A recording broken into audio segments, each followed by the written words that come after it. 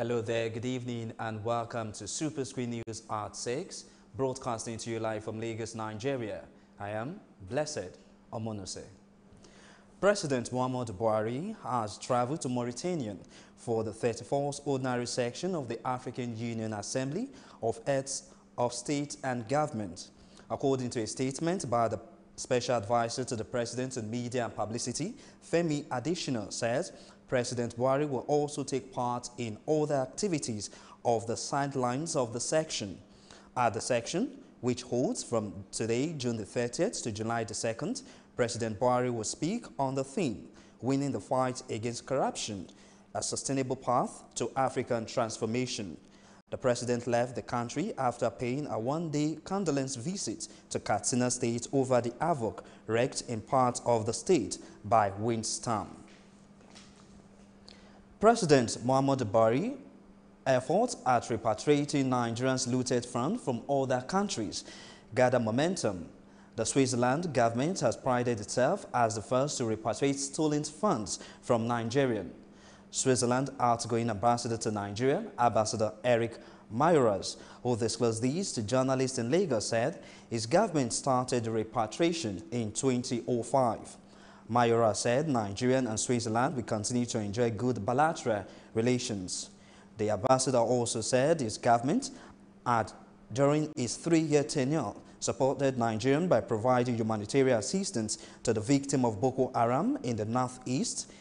Mayoras further said that the Swiss government has reestablished its Consulate General in Lagos and has well-established an operational Swiss-Nigerian Business Council to promote trade and investment between both countries. A political pressure group under the aegis of National Congress of Nigerian Electorate has attributed the incessant killings in the country to poor choice of political leaders.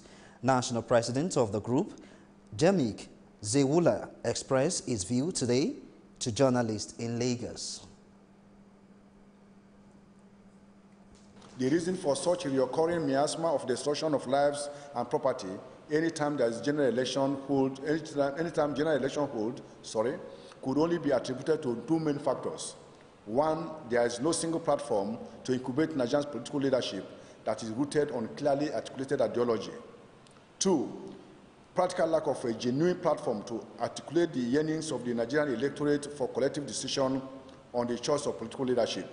Consequently, every section of the country is agitating for one thing or the other.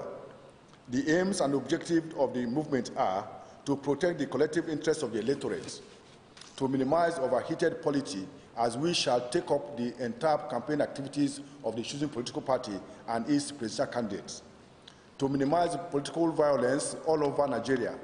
4, to minimize expensive financial costs of political campaign. 5, to eliminate the conspiracy theory of simple majority, because we are going to ensure that we vote massively for the candidate of our choice, and to ensure that the only candidate we vote for takes the mantle of leadership based on the principle of one political party, one candidate, and one vote. He also blamed the Independent National Electoral Commission, INEC, for the state of the nation, accusing the electoral body of thwarting the mandate given by electorate. He, however, called for a single platform for political parties. I call 2019 general election leadership procurement because the era whereby someone will just come from backyard and, meander through the crowd and become the president without any vision, without any ideology-driven, agenda, that era is gone. And I will stand firmly on my position that never in this country shall we pick somebody just because of sentiment. The Congress of Nigerian electorate must determine who we're going to rule us come 2019. And with this noble mindset, those of us who have chosen the path of peace and honor will now start decent political activity that is devoid of smearing campaign, name-calling, use of vulgar languages, mode slinging, destruction of life and property, vested interest, and mutual revanchism as existing. To me, this is the only way we all know that will guarantee peaceful election, safety of the electorate, and a smooth transition. Away from that now to labor matters, the representative of the International Labour Organization, ILO, Sophia Oliverian, has assured of technical support to the Nigerian Labour Congress, NLC. Oliverian disclosed these during a courtesy visit to the leadership of the Nigerian Labour Congress, led by Ayuba Waba in Abuja. The leadership of the International Labour Organization said the technical support will enable Nigerian Labour Congress to build the capacity of its workers in order to be able to overcome challenges confronting the workers. And what concerns the purpose of our visit here, so as David mentioned, we had a workshop in the past 2 days. We were pleased that the trade unions, the workers' organizations, and the employer organizations could be represented in this session. It was indeed a capacity building session. So the first day we really focused on providing the basics on what are international labor standards, what are the fundamental principles of rights at work, and how does the international labor standards system functions. On his part, National President, Nigerian Labour Congress, Ayuba Waba acknowledged the delegates of their efforts to workers' challenges in the country. The technical support training is part of the Nigerian Union Labourers' request for the technical support in reporting on friendly labour practices. No fewer than 10 people have died in an accident that occurred in Kaduna-Kano Expressway. In a statement issued by the head of Public Enlightenment, Zaria Unit Command of the Federal Road Safety Commission, FRSC, Idris Yahaya confirmed the incident. Yahaya said the unit commander, Zaria Assistant Corps member, Commander Mukhtar Zubaru, described the incident as pathetic. The unit commander called on drivers traveling long distances to exhibit the habit of stretching their legs by stopping and walking around. In a similar development, Vice President Yemi Oshibanjo has visited the Lagos House in Alausa, Ikeja to convey the federal government condolence to Governor Akinwumi Ambode on the tragic incident. Oshibanjo, who spoke with journalists after the closed-door meeting with the governor, said President Muhammadu Buhari is deeply saddened by the unfortunate incident. According to a statement by the Governor's Chief Press Secretary, Habib Aruna, Ambode thanked the Vice President, adding that measures were being put in place to ensure recurrence of the incident.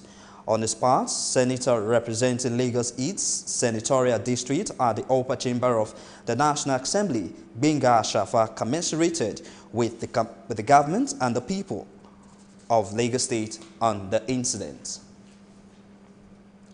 The Nigerian Governors Forum, NGF, says it may be forced to ask President Muhammadu Buhari to sack security chiefs if the level of insecurity in the country does not improve. The chairman of the NGF, Abdulaziz Yari, disclosed this to journalists when he and some other governors paid Plateau State Governor Solomon Lalong a condolence visit after the government house in Jos. The NGF, which commiserated with him and the people of the state about the recent killing by suspected Fulani herdsmen, says the governor collectively condemned what happened in Plateau State. According to Zamfara State Governor, the 36 state governors have agreed to convene a one-day meeting with security chiefs to find out where things have gone wrong. The decision to have the meeting with security chiefs was part of the resolution taken after the NGF marathon meeting held on June 27, 2019. The Imo State chapter of the All Progressive Congress, APC, has taken a deadly dimension following the kidnap and murder of a chieftain of the party, Amos Akanon. According to his kinsman, Matthews Wandike, who confirmed the murder to journalists, said the deceased was kidnapped on the eve of the just concluded APC National Convention. Akanon, before his death, was the Director General of the Ezeyi Foundation, one of the groups supporting the governorship ambition of the Chief of Staff to Governor Rochas Okorocha and Uche Uwonsu. The Kano state government says it will demolish buildings that are erected on waterways across the metropolis to avoid flooding. The State Commissioner for Environment, Ali Makuda, who was represented by the Permanent Secretary, Aleilu Danyiti, disclosed this after monitoring the monthly environmental sanitation in Kano. Makuda expressed concern about the situation of some houses built on waterways, adding that it poses a lot of risks to lives and properties. Anambra State government says it has barred the army and police officers in the state from riding motorcycles in Awka and Onitsha. The State Commissioner for Transport, Uchenna Okafor, who disclosed this to journalists, said the reason is to enable them to enforce the ban on motorcycle operators in the areas. Okafor said they have met with the police and army authorities and had made it clear that the personnel will not be allowed to ride motorcycles in the areas affected by the ban. He said the governor has ordered no fewer than 1,000 shorted buses from Japan to cushion the effect of the ban on genuine motorcycles operators in Awka and Onitsha. Away from that now, a federal high court sitting in Abuja has dismissed a suit challenging the election of Senator Atiku Baguda as the governor of Kebbi State. Delivering the ruling on the matter, Justice Ahmed Mohammed dismissed the suit for lacking in merit. The trial judge held that the plaintiff did not prove beyond a reasonable doubt that the governor was not qualified to run for office and that the lied under the oath. The candidate of the People's Democratic Party, PDP, Major General Bello Shaki Yaki, in the poll had filed the originating summon before the court. General Sakin Yakin asked the court to hold that Governor Bagudu, who was not qualified to contest the election because he did not possess the requisite academic qualification to contest. You will recall that Bagudu was elected governor on the platform of the All Progressive Congress, APC, in 2015 general election, which saw APC take over power at the center. Many people read those stories and decided to believe what they read in the newspaper. And I want to commend the statement of that journalist, the century journalist, which I have just quoted. To say that it is foolish to believe something because you read it in the newspaper. The avenue and the arena provided by law for you to have come and establish every allegation that you have made against someone is the court. We've come to this arena, first and foremost, those who are supposed to come and testify, particularly secondly, who is challenging the qualification of the president as the governor of Kebbi State. Not only did he refuse to join the court to come and substantiate the qualification, but from the evidence that we had in court, his own witness who came to testify, the first plaintiff himself, attested to the fact that that fellow is not even in the country.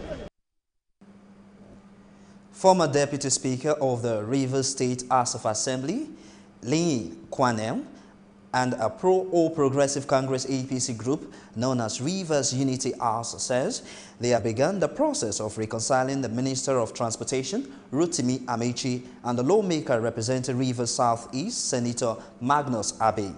Speaking with journalists at press briefing in Port Harcourt, the former Deputy Speaker, who is the leader of the Ogoni Unity Initiative, maintained that the recent National Convention of the APC considerably resolved the crisis rocking the party at the state level.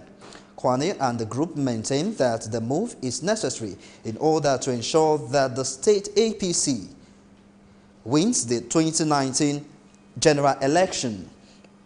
Kwane also insisted that the reconciling Amechi and Abe is achievable, adding that the all aggrieved members from the main opposition party in the state will unite ahead of next year's election. We'll take a short break at this point, and when we return, we'll bring you business news in a while. Stay with us.